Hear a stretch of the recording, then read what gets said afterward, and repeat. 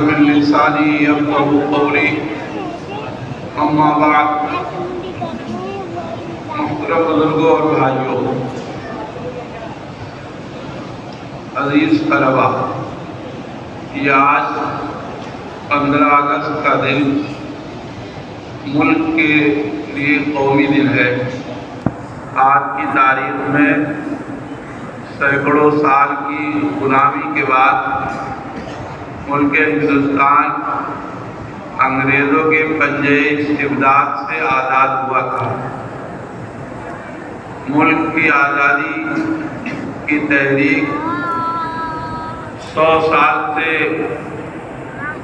لمبے عرصے پر محیط ہے اور جہد آزادی کی تاریخ کا بڑا حصہ صرف اور صرف مسلمانوں سے متعلق رہا ہے۔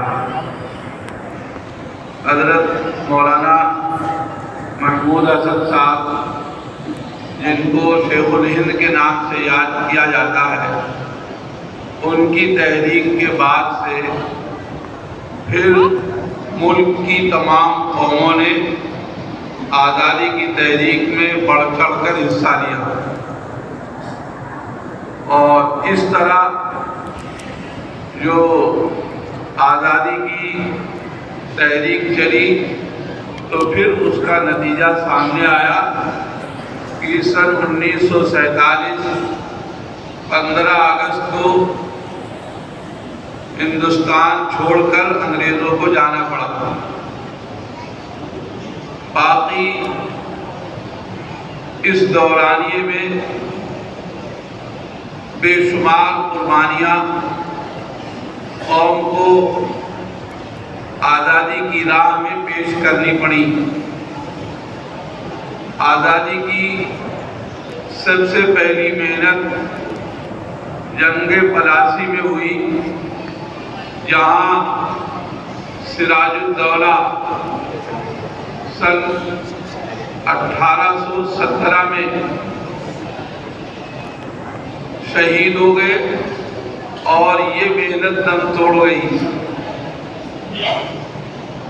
اور اس کے بعد سرنگا پٹم میں ٹیپو سلطان، جن کا نام محمد فتح علی خان ہے، انہوں نے بے مثال انگریزوں کے سامنے جہد آزادی کی کوشش کو قوت بخشنے کے لیے مقاومت کی اور مقابلہ کیا، لیکن میر صادق اور میر جعفر جیسے لوگوں کی غداری سے یہ محنت کامیاب نہیں ہو سکی، اور شیر میسور سلطان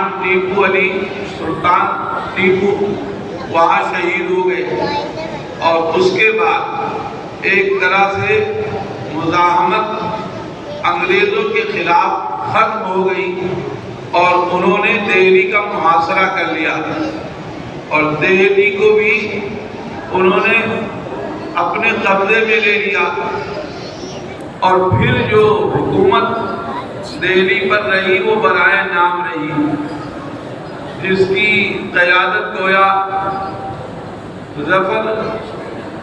بادشاہ ظفر کر رہے تھے۔ اور پھر سن 1857 میں یہ رئیس ہی جو اپنی آزادی کی علامت تھی اور اپنے اقتدار کی پہچان تھی، وہ پہچان بھی ختم ہو گئی، اور لال قلعہ پر اس کی فصیلوں سے سبز ہلالی پرچم اتار کر یونین جیک انگریزوں کا پرچم لہرا دیا گیا۔ اس طرح پورا ملک انگریزوں کی غلامی میں چلا گیا۔ جب کوئی دیوار گرنے لگتی ہے تو اس کا سنبھالنا ممکن ہوتا ہے، لیکن اگر اقتدار کی دیواروں میں شگاف پڑ جائے اور اقتدار کے ستون لرزنے لگے تو پھر قدرت کا نظام یہی ہے کہ لیکن وہ اقتدار کبھی بوجھ ہو ہی جاتا ہے. ہمیشہ یہی ہوا، ہو رہا ہے اور آج بھی یہی ہے. آدمی دیکھے تو موجودہ اقتدار کی دیواروں میں سگاف پڑنے لگا ہے. ان کا ظلم ایک نہ ایک دن دم توڑ کے رہے گا. ملک انگریزوں کی غلامی میں چلا گیا، لیکن ہندوستانیوں نے سکون کی نیند کوئی شب نہیں سوئی، بلکہ رات و دن وہ ملک کی آزادی میں فکر مند رہے. سن 1857 کی جو پہلی اور عوامی مقاومت تھی اور جو سب سے پہلا انگریزی اقتدار کے خلاف رد عمل تھا، جس کو سن 1857 کا غدر کہا جاتا ہے، اس میں اگرچہ دہلی کی گلیاں ہندوستانیوں بالخصوص مسلمانوں کی لاشوں سے پٹ گئی. ایک مہینے تک مسلمانوں کو دہلی میں انگریزوں کی طرف سے داخل ہونے کی اجازت نہیں تھی، اور یہی وہ موقع تھا جب چاندنی چوک سے لے کر لاہور کی جامع مسجد تک جانے والی سڑک کے دونوں طرف ہر پیڑ پر علماء کی اور ملک کے زمینداروں کی، شرفاء کی، باوقار لوگوں کی لاشیں لٹک رہی تھی. دہلی مجاہدین کی لاشوں سے پٹ گئی تھی، اور اس وہی موقع ہے جب تھانہ بھون اور شاملی کے میدان میں حضرت مولانا محمد قاسم صاحب نانوتوی، حضرت مولانا رشید احمد صاحب گنگوہی، حافظ ضامن شہید صاحب، مولانا محمد صاحب تھانوی جیسے بڑے علماء نے انگریزوں کے خلاف محاذ کھولا، اور حافظ ضامن شہید اسی مقابلے میں شہید ہوئے، اور حضرت نانوتوی کو بھی گولی لگی، لیکن اللہ نے محفوظ رکھا. اور حضرت گنگوہی اور حضرت نانوتوی ان دونوں کے خلاف وارنٹ جاری ہوا. اور وہ قصہ جو آپ نے سنا ہوگا کہ انگریز حضرت کی تلاش میں مسجد چھتہ میں آ گئے، اور حضرت چونکہ بڑے مضبوط اعصاب کے تھے، اس لیے اپنی سر کی آنکھوں سے دیکھ رہے تھے کہ انگریز فوجیں چھتہ کی مسجد میں آ رہی ہیں ان کو گرفتار کرنے کے لیے. بھاگے نہیں، نہ سہمے نہ گھبرائے، بلکہ پورے استقلال اور صبر کے ساتھ ان کا سامنا کیا. چند قدم پیچھے ہٹ کر جب انگریزوں نے یہ پوچھا مولوی محمد قاسم نانوتوی کہاں گئے، تو حضرت نے فرمایا ابھی یہی تھے. یہ نہیں کہا کہ اپنے ہونے کا انکار نہیں کیا، کہا ابھی یہی تھے، یعنی چند قدم آگے جو سراپا تھا اس کی طرف اشارہ کر دیا. انگریز سمجھے ابھی تھے، وہ مسجد سے نکل گئے اور وہ خالی چلے گئے، اور حضرت 3 دن روپوش رہے. اس کے بعد سامنے آ گئے. یہ اتباع سنت کی مثال ہے کہ 3 دن جب ہو گئے تو حضرت باہر آنے لگے. لوگوں نے کہا کہ حضرت گرفتار کر لیے جائیں گے. انگریز آپ کے سراغ میں خاک چھان رہے ہیں، آپ باہر آئیں گے پکڑے جائیں گے اور تختے دار پر لٹکا دیا جائے گا. لیکن حضرت نے فرمایا نبی کی یہی سنت ہے. ہمارے پیغمبر صلی اللہ علیہ وسلم غار ثور میں 3 دن صرف روپوش رہے. اب یہ سنت کے خلاف ہوگا. 3 دن سے زیادہ محمد قاسم نانوتوی روپوش نہیں رہے گا. سامنے آ گئے، اور ایک موقع سے دیوبند میں حضرت اپنے عزیزوں کے یہاں تھے اور انگریزوں کی غارت پہنچ گئی وہاں پکڑنے کے لیے. گھر کے لوگ گھبرا گئے کہ اب حضرت پکڑے جائیں گے اور حضرت کے ساتھ پورا گھر قید و بند کی سمودے جھیلے گا. اس لیے لوگ حضرت سے کہنے لگے کہ حضرت چھپ جائیے، لیکن حضرت نے فرمایا نہیں، تم لوگ گھر چھوڑ دو، میں انگریزوں سے سامنا کر لیتا ہوں. انگریز آئے، کہا یہاں مولی محمد قاسم ہے، کہا چلو دکھا دیتے ہیں، یہاں وہ پکڑ لو. حضرت گھر کا کونا کونا دکھاتے رہے، میں تو خلا تک دکھا دیا کہ جہاں مولی محمد قاسم ہو ان کو پکڑ لو. اور ان کو خاک چھلوانے والا کون تھا؟ مولانا محمد قاسم نانوتوی.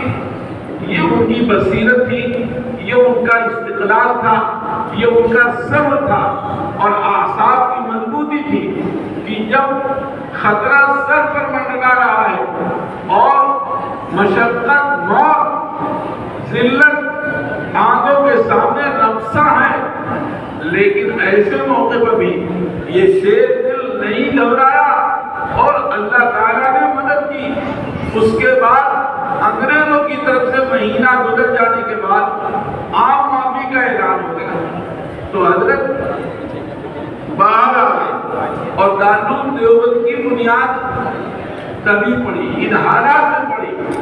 اور یہ جہد آزادی جو سن 1857 میں شروع ہوئی تھی، منظم نہ ہونے کی وجہ سے وہ ناکام ہو گئی، لیکن جو چنگاری اس وقت پھوٹی تھی وہ آخر میں لاوا بن گئی، شعلے آتش فشاں بن گئی اور انگریزوں کا ظلم و استبداد وہ دم توڑ گیا. لیکن ہر گزرتے دن کے ساتھ مسلمانوں اور تمام ہندوستانیوں کا حوصلہ باب عروج پر پہنچتا گیا اور پھر اللہ تعالیٰ نے سب کی مجموعی محنت سے، جس میں حضرت شیخ الہند رحمۃ اللہ علیہ ان کا کردار بڑا نمایاں ہے اور اللہ تعالیٰ نے ان کو جنگ آزادی کی علامت بنا دیا تھا. جہد آزادی کا اگر کوئی اس کی کوئی مجسم صورت ہوتی تو بلا خوف و خطر کہا جا سکتا ہے کہ اس کی مثالی صورت حضرت شیخ الہند رحمۃ اللہ علیہ، جن کے روئے روئے سے انگریز مخالفت کے شعلے پھوٹتے تھے اور جو ہر اس محنت کا حصہ بننا چاہتے تھے جو انگریزوں کو کھدیڑنے کے لیے میدان میں آتی تھی. مالٹا گئے، 3 سال سے زیادہ قید تنہائی اور قید بامشقت کاٹی اور وہاں سے آ کر پھر جو جہد آزادی شروع ہوئی تو اس کا لیڈر گاندھی جی کو بنایا. گاندھی جی کو گاندھی جی بنانے والے کوئی اور نہیں، حضرت شیخ الہند رحمۃ اللہ علیہ تھے. حضرت مولانا حسین احمد مدنی تھے، مفتی کفایت اللہ صاحب دہلوی تھے، علامہ احمد شاہ کشمیری تھے، حضرت علامہ سید سلیمان ندوی تھے، مولانا عبد الباری فرنگی میلی یہ تھے اور جانے کتنے لوگ تھے. ہم ہی تھے، کوئی ہم میں اشفاق اللہ تھا جو فیض آباد میں پھانسیوں کے پھندے پر جھوم رہا تھا اور نغمہ آزادی گنگنا رہا تھا.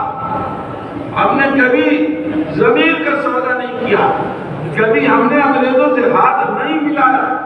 اگر انگریزوں سے ہاتھ ملایا ہوتا تو مسلمان قوم کو انگریزی کی جہد آزادی کی راہ میں جو قربانیاں دینی پڑی ہیں اس قوم کو وہ محنت نہیں اٹھانی پڑتی. لیکن صرف ایک سودا اماموں نے تھا کہ ہمیں ملک سے انگریزوں کو بھگانا ہے. اس لیے تمام لوگوں کا ساتھ لیا گیا، سب کا تعاون لیا گیا. پنڈت جواہر لال نہرو اور ان کے والد موتی لال نہرو، یہ سردار ولبھ بھائی پٹیل، چندر شیکھر آزاد اور جانے کتنے اور کون کون سے لوگ ہیں، ہر قوم اور ہر طبقے سے لوگ آگے آئے اور پھر اللہ تعالیٰ نے سن 1947 میں ہمارا خواب پورا کیا اور ہمارا ملک آزاد ہو گیا۔ ملک کی آزادی میں اس کہنے میں کوئی جھجک نہیں کہ ہم نے جو خون بہایا دوسروں نے اتنا پسینہ بھی نہیں بہایا۔ خدا جانے کتنی مرتبہ ہم نے خون کے دریا عبور کیے۔ جزیرے انڈمان نکوبار جس کو کالا پانی کی سزا کہا جاتا ہے، اس کی آبادی کا بڑا حصہ مسلمانوں کا تھا۔ مولانا فضل حق خیر آبادی تو جو دنیا علم کے تاجدار سمجھے جاتے تھے، ان کو جزیرے انڈمان نکوبار ضلع وطن کیا گیا اور علامہ کو یہ سزا دی گئی کہ جن کے ہزاروں شاگرد تھے ایک اشارے پر قربان ہونے کے لیے بیدار رہتے تھے کہ وہاں وہ بیت الخلا صاف کریں۔ الطاف حسین حاجی، مولانا حضرت روحانی وغیرہ کو جیلوں میں چکیاں پیسنی پڑی۔ مولانا آزاد کا زندگی کا بڑا حصہ جیلوں میں گزر گیا۔ آج ملک کی تقدیر کے وہ مالک ہیں جنہوں نے جیل کی سزائیں تو دور کی بات ہے، جیل کی دیواروں کی سائے میں بھی انہوں نے وقت نہیں گزارا۔ یہ ہماری بدنصیبی ہے، لیکن یہ تاریخ رات ہمیشہ ایسے نہیں رہے گی۔ حقیقی آزادی کا سورج طلوع ہوگا انشاءاللہ، اور یہ ظلم جور کی کالی گھٹائیں ظلم دبا کے بھاگ جائیں گی اور آزادی کا اجالا پھیلے گا۔ حقیقی آزادی یہ ہے کہ ملک کے ہر طبقے کو اس آزادی سے فائدہ حاصل ہو، چاہے وہ بڑے درجے کا بڑا طبقہ ہو، چھوٹا ہو، سڑک مزدوری کرنے والے لوگ ہوں، کھیتوں میں گھاس نکالنے والے لوگ ہوں، اور ننگے پاؤں ننگے بدن چلنے والے لوگ ہوں، جنگل کے آدی واسی ہوں، سب کو اس آزادی کا اور ملک کے وسائل کا فائدہ پہنچے، یہ ہے حق آزادی۔ آج کی سیاست چند مٹھیوں میں ملک کی دولت کو سمیٹ دینا چاہتی ہے، اور وہ یہ چاہتی ہے کہ چند لوگ ملک کی تقدیر کے مالک بن جائیں، لیکن ان لوگوں کو کان کھول کر سن لینا چاہیے کہ ایسا نہیں چلے گا انشاءاللہ۔ اور ان کا منصوبہ پانی میں مل جائے گا، خاک میں مل جائے گا۔ جیسے انگریزوں کی امنگوں نے در توڑا، اور وہ انگریز جن کے اقتدار میں سورج نہیں ڈوبتا تھا، اور جن کے وزیر اعظم نے ایک مرتبہ دیش میں آگے کہہ دیا تھا کہ اگر ہماری اتنی فوجیں ہیں کہ اگر آسمان اوپر سے گرے گا تو ہمارے فوجی اپنی بندوقوں کی ناک پر آسمان کو روک لیں گے۔ آج برطانیہ صرف برطانیہ کے علاقے میں سمٹ کے رہ گیا ہے۔ ایسے کسی بھی ملک کی تقدیر پر جنہوں نے قبضہ جما رکھا ہے، خاص طور سے ناجائز قبضہ جما رکھا ہے، ووٹ چوری کر کے قبضہ جما رکھا ہے، وہ یہ سن لے سمجھ لے کہ وقت بدلے گا، وقت بدلے گا، اور وہ دبا کچلا ہے ملک کا وہ حصہ جس کو ہم نے کبھی خاطر میں ہم جن کو نہیں لائے، انشاءاللہ وہ اس ملک کی تقدیر کا فیصلہ کریں گے، اس کو کوئی روک نہیں سکتا۔ اللہ تعالیٰ ہم سب لوگوں کو ملک کی خدمت کی توفیق عطا فرمائے۔ ہم جیسے پہلے ملک کے دفاع میں آگے تھے، اب انشاءاللہ ہماری نسلیں انشاءاللہ ہمیشہ ملک کے دفاع میں، ملک کی سرخروئی کے لیے صف اول میں رہیں گی، اور ملک کو سربلند کرنے کے لیے جب بھی کوئی ہوگا، کل کوئی عبدالحمید تھا اور بریگیڈیئر عثمان تھا، آج کوئی صوفیہ قریشی ہے، ہم قوم کو یہ توبہ اور ملک کو یہ سوغات انشاءاللہ دیتے رہیں گے۔